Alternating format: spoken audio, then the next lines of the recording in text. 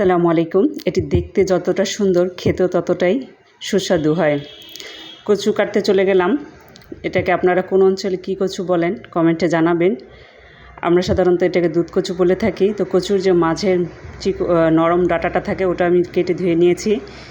একটা প্যানে তেল গরম করে নিয়েছি। আজকে আমি ইলিশ মাছ দিয়ে কচুগুলো রান্না করব। তাই ইলিশ মাছকে হালকা হলুদ মরিচ লবণ মাখিয়ে কিছুক্ষণ ভেজে নিচ্ছি। গুঁড়ো মাছ ছাড়া যে কোনো মাছই আমার কাছে একটু ভাজা হলে ভালো লাগে। মাছগুলোকে আমি উল্টে পাল্টে হালকা ভেজে নিচ্ছি, যেহেতু তরকারির মধ্যে দিব, খুব বেশি একটা ভাজবো না। ইলিশ মাছের সাথে কচুটা কিন্তু খুব ভালো যায়। তোমার ভাজা শেষ মাছগুলো আমি একটা কড়াই গরম করে তেল দিয়ে দিলাম এবং মাছ ভেজে রাখার পরে যে এক্সট্রা তেল ছিল সেটুকু দিয়ে দিয়েছি। কচু যেহেতু রান্না করব, রসুন তো দিতেই হবে। কিছুটা রসুন কুচি দিয়ে দিলাম পেঁয়াজ। হালকা একটু ভেজে নিচ্ছি। ভাজা হয়ে গেলে দিয়ে দিচ্ছি হলুদের গুঁড়ো, মরিচের গুঁড়ো ও লবণ। তেলের সাথে মশলাটাকে একটু কষিয়ে নিচ্ছি। কষানো হয়ে গেলে যখন উপরে তেল ভেসে আসবে তখন আগে থেকেই কেটে রাখা কচুগুলো দিয়ে দিলাম।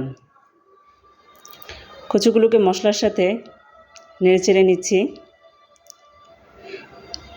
তো ইলিশ মাছ রান্নার সময় কিন্তু আসলে খুব বেশি মশলার প্রয়োজন হয় না।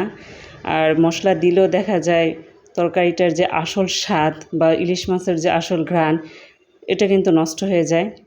তো আমি কষিয়ে নিয়ে পরিমাণ মতো ঝোল দিয়ে দিয়েছি। ঝোলটা ফুটে উঠলে মাছগুলো ছেড়ে দিচ্ছি। এখন মনে হচ্ছে যেন একটু পানিটা কম হয়েছে।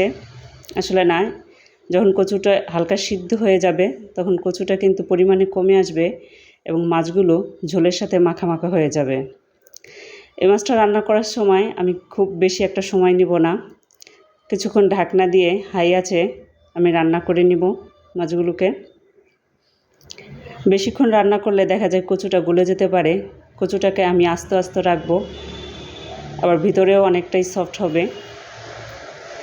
এই রান্নাটার সময় ঝোলের পরিমাণটা একটু কম রাখার চেষ্টা করবেন। মাছগুলোকে আমি উল্টে পাল্টে দিচ্ছি যাতে ঝোলের সাথে খুব ভালোভাবে এপাশ ওপাশ মিশে যায়। রান্নাটা আমার কমপ্লিট হয়ে যাচ্ছে প্রায়, যেহেতু পানি টেনে এসেছে। পানি যখন টেনে যাবে এবং উপরে তেল ভেসে আসছে ঠিক তখনই আমি নামিয়ে নিয়েছি। মাশাআল্লাহ, দেখতে কতটা লোভনীয় লাগছে। বিসমিল্লাহ বলে যখন প্রথম লোকমা মুখে দিয়েছি, এর স্বাদের কথা আর কি বলবো।